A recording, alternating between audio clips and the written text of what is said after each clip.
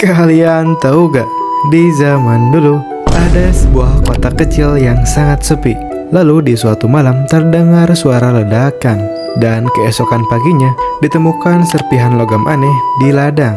Dan tidak lama pemerintah pun datang, tetapi tiba-tiba semuanya disuruh diam.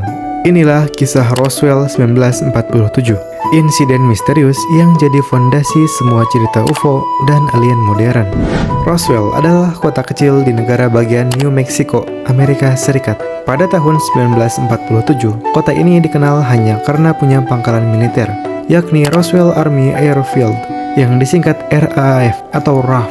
Tapi semuanya berubah pada awal Juli 1947 ketika penduduk setempat bernama Mike Brazel, yakni seorang peternak, menemukan sesuatu yang tidak biasa di ladangnya.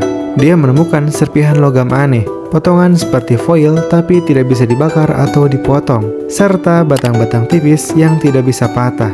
Setelah menemukan serpihan tersebut, Brazel melaporkan ke sheriff lokal yang kemudian menghubungi militer.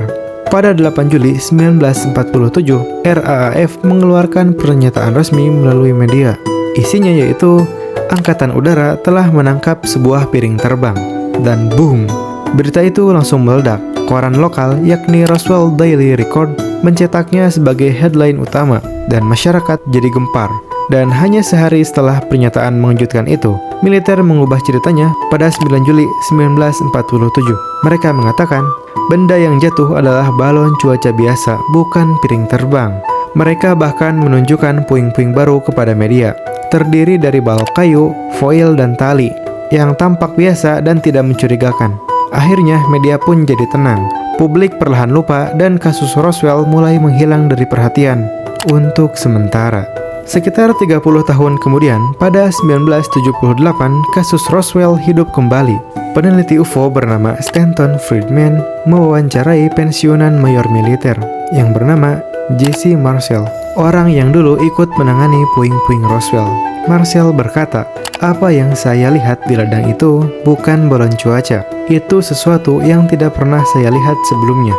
Dan sejak saat itu, banyak saksi mulai bicara. Ada tubuh-tubuh asing yang ditemukan. Ada ancaman dari pemerintah agar mereka bungkam. Bahkan ada laporan autopsi alien dilakukan secara rahasia." Ceritanya berkembang dan teori pun meledak. Tahun 1990-an, karena tekanan publik dan minat luas, pemerintah AS akhirnya membuka arsip rahasia.